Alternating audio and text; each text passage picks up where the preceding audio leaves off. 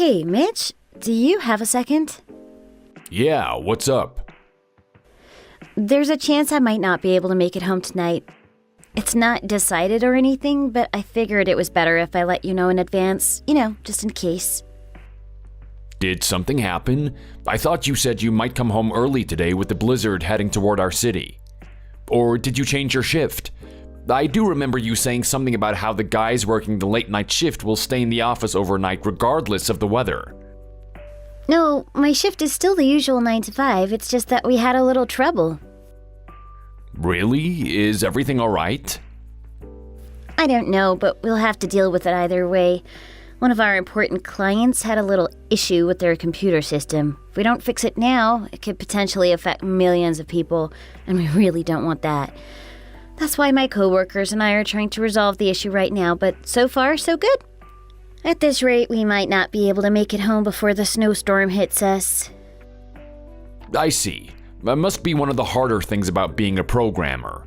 Come to think of it, this wasn't the first time something like this happened, was it? Something similar happened a few months ago. Right. It was during hurricane season. Sucks to be me, but I guess I can't help it. It's what gets me food on the dinner table. Anyway, this time we should be able to sort things out from our office building. We won't have to visit our clients like last time, so it shouldn't take too much time. That being said, it's still unclear when we'll be able to resolve the issue. It might be in 5 minutes, it might be in 5 hours, so the long and the short of it is that I might be home early today, just like I told you in the morning, but I might also spend the night over at my office. We really don't know. Don't worry about dinner. I'll fix myself a sandwich if I make it back home in time. Feel free to order some early pizza if you want. So yeah, will that be all right? Of course, good luck fixing the problem. Thanks. Oh, and one last thing. Could you do the laundry for me? The laundry tonight in this weather? Are you sure that's a good idea? Our dryer's still broken, We'll need to sun-dry it. I know. Don't worry, I'm not asking you to hang the clothes out in the yard. We don't want our clothes covered in snow. I'll dry it once the storm passes and once I get home. I just figured you might as well do it now since it's just a press of a button. Meh, I guess so.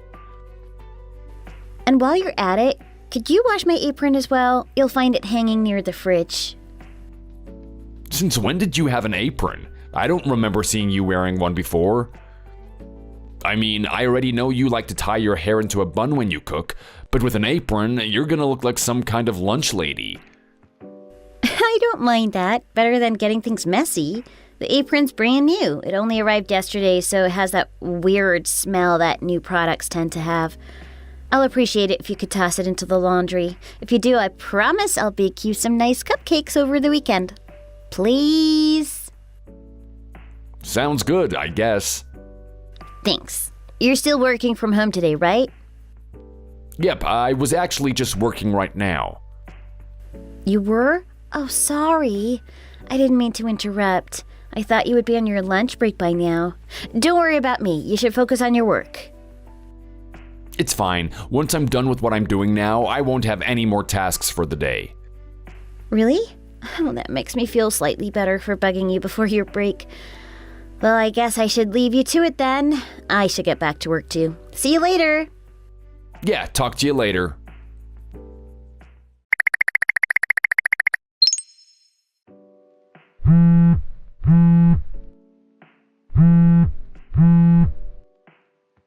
Mitch, are you not home?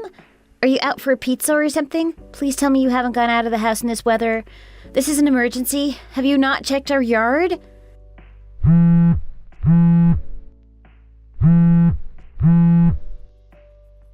Oh, I can't believe it. You're always on your phone. Why not now? Mitch, Mrs. Jerome called to tell me she found someone lying in the snow in our yard. Apparently she was hoping to get some help from us because, well, she was in our yard, but no one answered the door, so she dealt with everything herself. She called the ambulance and everything already, so you don't have to worry about that. Just thought I'd let you know. Honestly, where are you? And what are you doing? You better not tell me you've been sleeping all this time. Anyway, could you either text me back or call me once you read this message? I'll be waiting.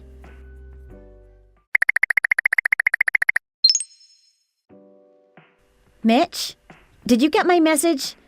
Judging from how you haven't gotten back to me yet, I'm guessing you're still not home either. I hope you're not in an accident or anything. That would be unfortunate. All right, I'm going to spam you with my messages on the off chance that you just lost your phone or something. Come on, Mitch. Lost your phone? Hey! Okay, maybe this is pointless. Anyway, I want to talk to you about the lady Mrs. Jerome found in our yard. Call me back as soon as you see this, all right? It looks like you're in really hot water right now. The sooner you deal with it, the better.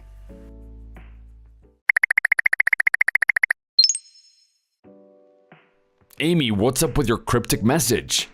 I'm in hot water? Seriously? That's the best you can do? What is up with you? If you want to grab a dude's attention, you should make them feel better. Don't try and guilt trip me. We both know you had it coming.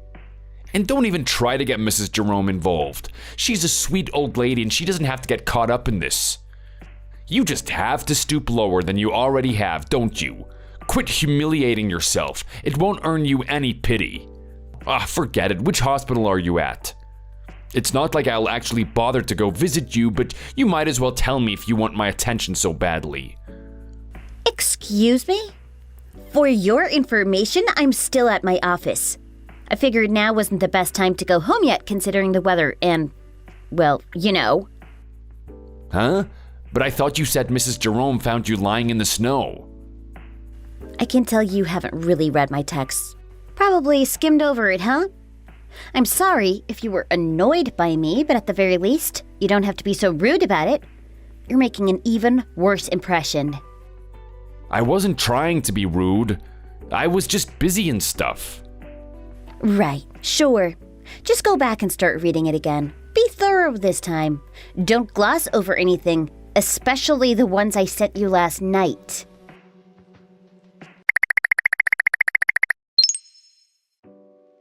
Hold on a second, what the hell? You can't be serious. There was an unknown lady lying in our yard? Mrs. Jerome had to call an ambulance for her? What the hell is going on? Funny you're asking. I was going to ask you the same questions myself. What are you talking about? You spilled the beans yourself. I am not an idiot, you know. I read what you sent me. There's no point in pretending there was no malicious intent on your part. So, this is actually just a really huge misunderstanding. I just thought you were making things up. I thought you were blaming me for not letting you into the house or something, and, you know, trying to play the victim by gaining Mrs. Jerome's sympathy. Don't even try to play dumb with me, Mitch. We both know full well that won't be enough to explain what you sent me. You can try and delete your messages all you want, but I already took a record of it. Anyway, we figured out who the person lying in the snow was. Her name's Kristen. It's a pretty name. Kristen? I don't have any personal relationships with anyone by that name. What about you, Mitch? Anything you want to tell me about your precious friend? She's a brunette, just like me. No, you've got it all wrong. I mistook her for you. It's not like I was cheating or anything. So, you thought she was me, and that's why she's in the hospital now? Interesting. No, I mean... Forget it. It's not like I'm surprised.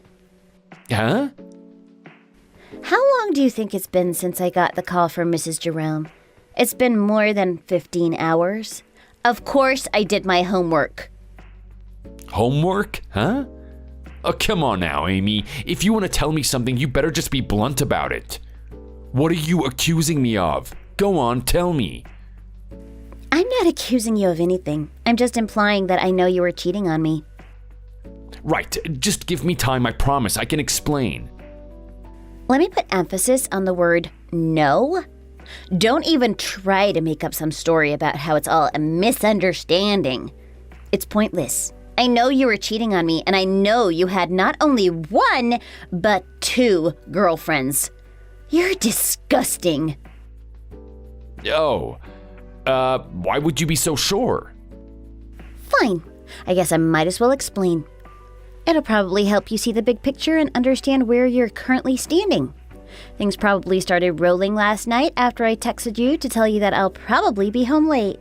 You apparently contacted both Kristen and your other girlfriend and offered to hang out with them.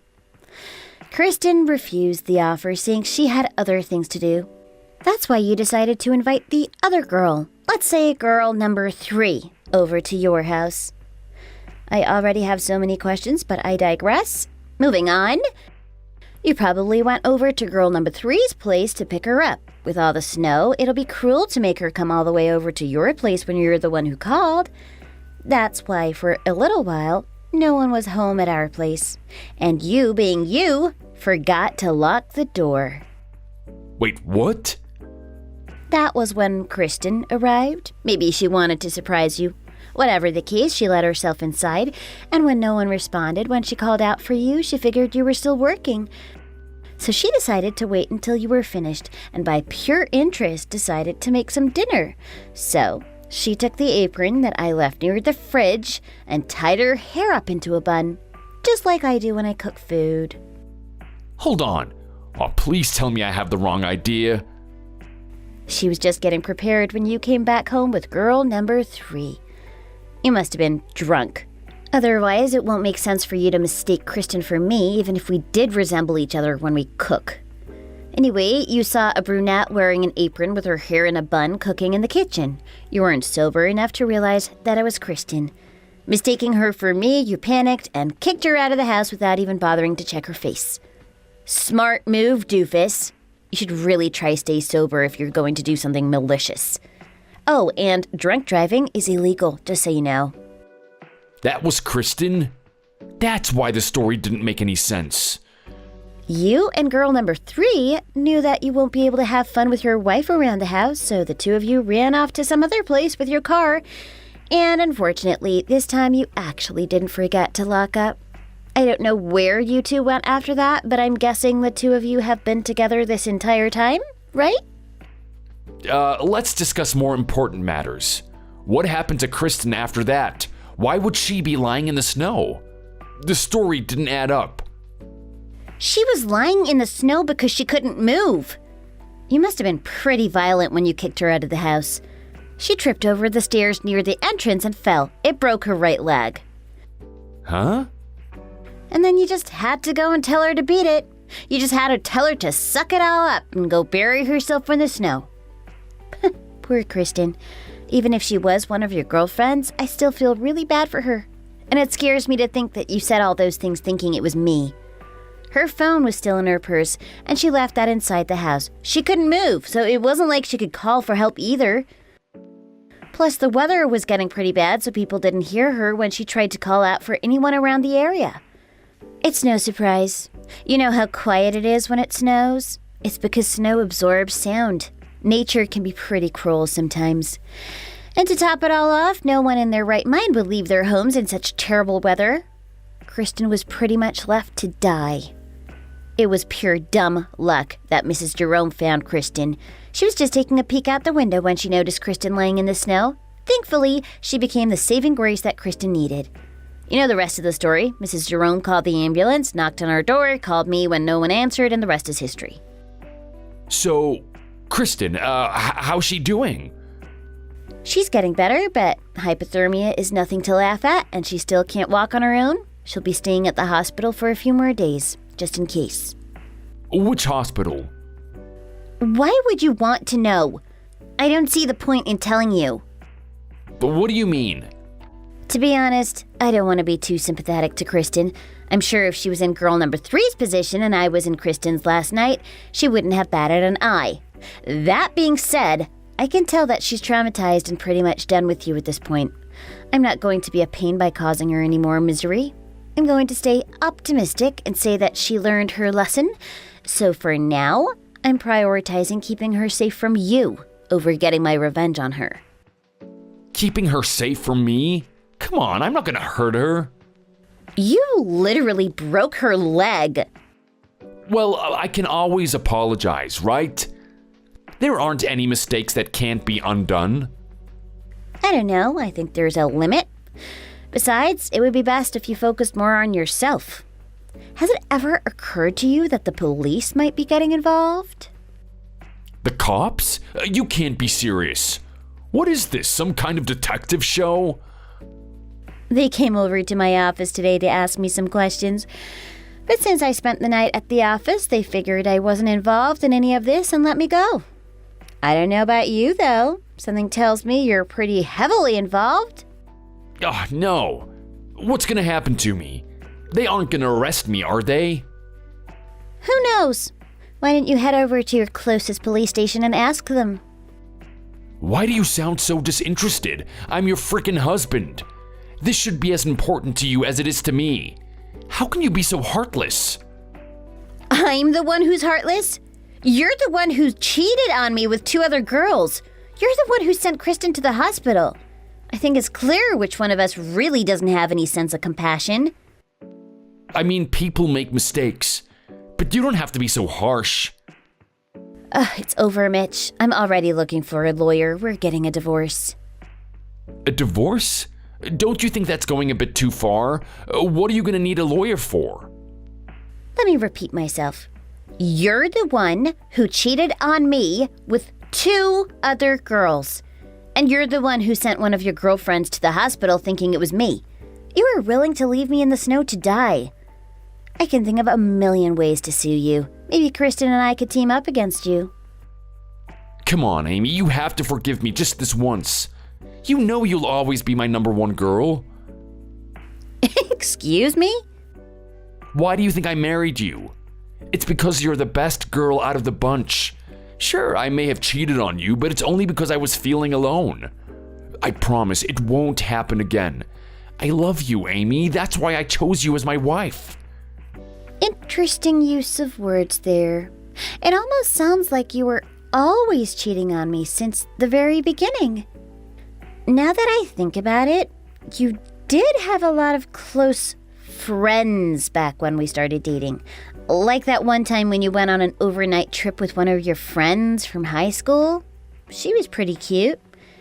I wonder if it really was just a friend. Oh, you're just imagining things. You're reading too much into this. I understand. I was just being too naive and forgiving. You know what? Let's just end this conversation. I'm only going to get even more upset with both you and myself. Just give me a few more hours and I'll find myself a nice lawyer. They can deal with you. Do you really need a lawyer? Yes. And don't try to convince me otherwise. If you can't tell, I am super angry right now. Bye, Mitch. I hope I never speak to you ever again.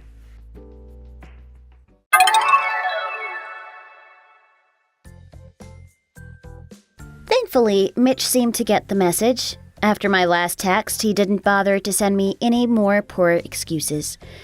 Later that day, one of my coworkers offered to introduce me to a competent lawyer. With their help, I managed to prepare all the necessary documents and successfully sue my former husband. The entire divorce went very smoothly. In a matter of a few days, I was once again happily single, ready to enjoy some time for myself. Since the house belonged to Mitch, I decided to move out. Eventually, I found a new place with a beautiful kitchen. It was time I finally got back into my hobby of cooking and baking. Meanwhile, it seemed as though things weren't going as smoothly for Mitch and the others. After Kristen left the hospital, she and girl number 3 got into a big argument. They both thought that they were Mitch's first go-to girl, but once they realized that they were both being played by Mitch, the tables were turned. The 2 of them banded up against Mitch, and all hell broke loose from there. Kristen tried to get Mitch sued for injuring her, while Mitch tried to sue Kristen for trespassing. It was all very messy, and I'm just grateful that I didn't have to get involved in any of it. Funnily enough, both Mitch and Kristen texted me to introduce them to my lawyer on the exact same day. Maybe they really were meant to be together. Either way, I decided to ignore them both. I really didn't want anything to do with it, especially now that I was out.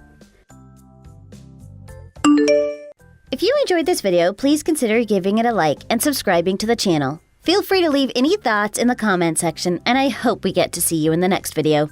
Thanks for watching!